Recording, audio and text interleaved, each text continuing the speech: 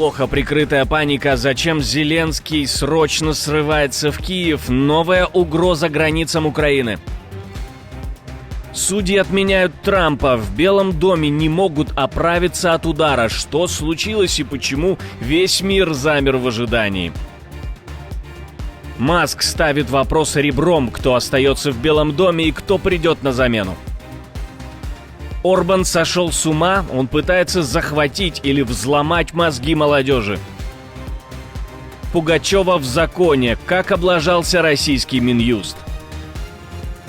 Америка на грани новой финансовой встряски. Это и многое другое, самые важные и срочные новости, эксклюзивные подробности. Вы смотрите новостной выпуск «Нехта» оперативно о событиях в России, Украине и мире, раньше и понятнее других. Все, что нужно знать сегодня. Спасибо, что смотрите, спасибо за доверие. Не забывайте ставить лайки, не забывайте оставлять комментарии и не забывайте подписываться на каналы. Все это очень несложно. Поехали.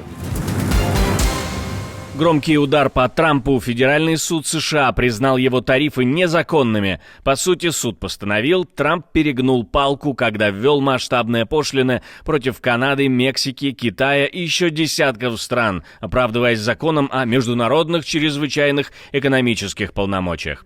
Судьи прямо сказали, президент не имеет права устанавливать тарифы. Это прерогатива Конгресса. Тарифы в 25% для Канады и Мексики, 20% для Китая и ответные сборы до 50% на товары из 60 стран теперь аннулированы. Суд подчеркивает, эти указы Трампа противозаконны и должны быть отменены.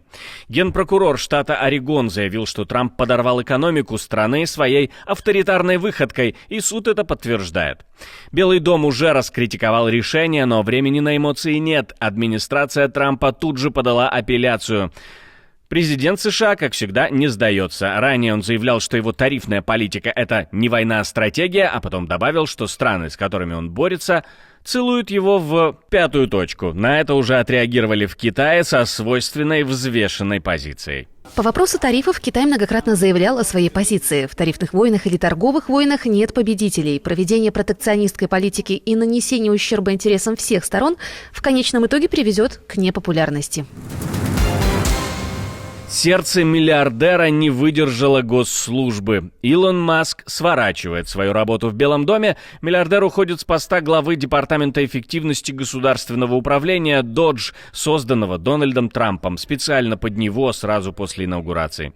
Маск проработал на этой должности ровно 130 дней до 30 мая, как и было предусмотрено указом президента. В статусе специального государственного служащего, который позволяет временно привлекать топ-экспертов для госинициатив, Маск успел наделать шороху, но теперь возвращается к своим бизнес-империям Tesla, SpaceX и XAI. Он сам заявил, что хочет больше сосредоточиться на делах компании. Поскольку мой запланированный срок как специального государственного служащего подходит к концу, я хотел бы поблагодарить президента Дональда Трампа за возможность сократить расходы. Что теперь будет с Dodge? На кого покинул? Кто ж теперь будет увольнять чиновников? Маск ранее говорил, что цель его работы — снизить траты и сделать управление более рациональным. Но теперь, как отмечает CBS, он явно разочарован тем, как развивается ситуация с бюджетом и расходами США. Илон Маск в интервью CBS также сказал, что разочарован содержанием нового бюджетного законопроекта, который продвигает администрация Дональда Трампа. По его словам, цитирую, крупные расходы, заложенные в документ, раздувают дефицит бюджета США и подрывают работу, которую делает команда Dodge. У меня много реакций. Во-первых, нам нужно набрать много голосов. Мы не можем сокращать, понимаете? Нам нужно получить большую поддержку, и у нас есть большая поддержка. Понимаете, если это не будет одобрено, в стране будет повышение налогов на 65% и много других проблем, больших проблем, почти больше, чем это. Но у нас будет повышение на 65% вместо крупнейшего снижения налогов в истории нашей страны. На прошлой неделе Палата представителей США одобрила проект бюджета. Законопроект предусматривает снижение налогов, увеличение оборонных расходов и финансирование ряда социальных программ. Теперь документ отправлен в Сенат, где ожидаются ожесточенные дебаты. Президент Украины срочно возвращается в Киев и отменяет свои встречи в Европе. Правда ли это? Сейчас разберемся. Немецкие медиа публикуют информацию о том, что Зеленский отменил поездку в немецкий Аахен, где должен был участвовать в церемонии вручения премии Карла Великого Урсуле фон дер Ляйен. По данным Шпигель, решение принято из-за угрозы масштабного наступления России на Сумщине. Официально украинское посольство в Германии заявляет, что информация об отмене поездки не соответствует действительности. Сообщения, согласно которым президент Украины Владимир Зеленский якобы отменил свое участие в завтрашней церемонии вручения премии Карла Великого в Аахене из-за угрозы российского наступления, не соответствуют действительности. Но источники в силовых структурах говорят, ситуация критическая, и Зеленский просто не может позволить себе быть далеко от Киева, когда над страной нависает новая угроза. А что же происходит на фронте? Давайте посмотрим и туда. Оккупанты не оставляют попыток рвать фронт и продолжают давить на линии соприкосновения, но украинская оборона стоит. По данным Института изучения войны, за последние сутки картина складывается такая. На Курском направлении россияне смогли немного продвинуться, геолокационные видео показывают их движение на юго-восток от Нового пути вблизи Коренева. На Белгородчине затишье, ни одна из сторон о боях не заявляет. На Сумщине враг продолжает атаки, но безуспешно. В Харьковской области штурмы идут, но тоже без прогресса. То же самое на Купянском, Лиманском, Боровском и Сиверском направлениях. Атаки без продвижения. А вот у Часова Яра россияне снова рвутся вперед. Геолокация указывает на продвижение прямо в центре города.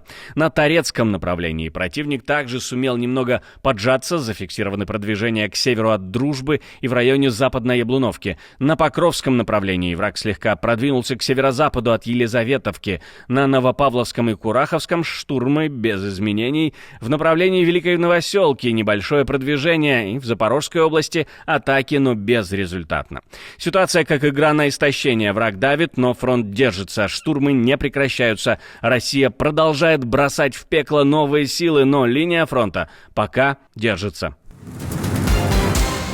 И еще немного из мира странных трендов. В ТикТок-профиле премьера Венгрии Виктора Орбана настоящий кринжовый цирк. На волне популярного мема «Итальянский брейнрот» Орбан решил прокачать свою страницу в соцсетях и сделал это с такой абсурдщиной, что даже опытные мемоделы ахнули. На одном из роликов знаменитый персонаж мема, деревянный монстр Тунг-Тунг-Тунг Сагур, отплясывает прямо в резиденции Орбана в Кармелитском монастыре. В подписи скромно забежал на обеденный перерыв. Но на этом Виктор Орбан не остановился. На другом видео министр венгерского правительства выбирают между другими персонажами мема. Синей акулой в кроссовках по имени Тралалера-Тралала, крокодилом-бомбардировщиком Бомбардино-Крокодила и самим Виктором Орбаном.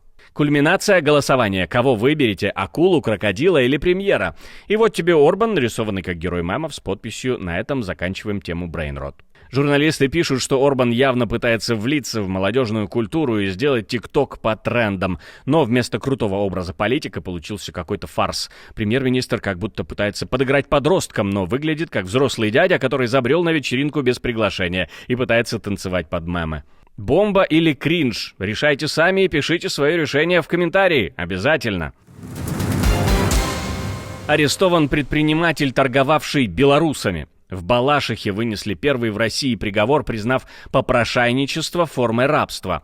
Суд отправил за решетку Наталью Бутенко, которая покупала граждан Беларуси и превращала их в живых инструментов для сбора денег на улицах Подмосковья.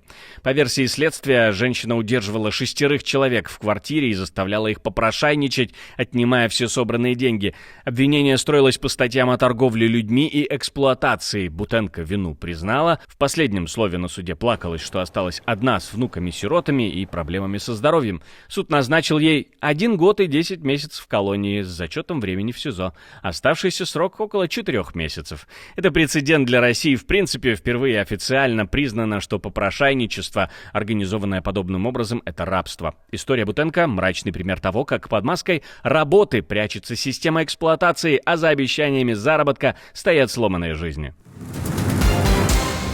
Минюст России публично отступил, дал заднюю, но это похоже на затишье перед бурей. Ургант и Пугачева пока не попали в черный список, но угроза висит в воздухе. Замглавы Минюста говорит, что оснований для включения их в реестр иноагентов нет, мол, живут в рамках правового поля. Но что стоит за этими словами? Неужели ведомство действительно решило оставить в покое двух самых известных беглецов? В марте Госдума уже грозилась взяться за Урганта после слухов о его регистрации во Франции как предпринимателя. Пугачеву тоже проверяли по запросу депутата Журавлева, который обвинял ее в иноагентстве. Но доказательств не нашли. Хотя, как известно, в системе, где законы гнутся под политические интересы, сегодня ты чист, а завтра уже иностранный агент, эти доказательства не всегда и нужны. Так что же случилось и почему так? Поговорили об этом с известным музыкальным критиком, журналистом Артемием Троицким. И СССР, как известно, на сегодняшний день это один из новых российских фетишей, наряду там с победой и всякими прочими, значит, делами. А Алла Пугачева – символ этого самого СССР. Таким образом, опять же, подвергая нападкам Аллу Пугачеву, мы задеваем и вот эту святыню под названием Советский Союз. Опять же, нельзя. Более того, я думаю, что в коридорах администрации и факт признания иностранным агентом Максима Галкина многие сильно не одобрили, а кто-то, может, и по шапке получил. Во-первых, Иван Ургант никогда откровенно не высказывался по поводу текущей войны. Надо понимать, что Иван Ургант – это ведущий корпоративов, помимо того, что популярнейший телеперсонаж, он еще и ведущий корпоратив. И можно быть абсолютно уверенным, что в нынешнем путинском, условно говоря, ЦК или Политбюро почти не найдется людей, которые с Иваном Ургантом бы не пересекались на тех же самых корпоративах, днях рождения, юбилеев. Интрига закручивается, Минюст дал понять, что пока не видит оснований, но если будет новая фактура, пересмотр решения не исключен. Пугачева и Ургант, как на пороховой бочке, один неверный шаг, и их статус может измениться в мгновение ока. И кто знает, сколько времени осталось до нового витка травли.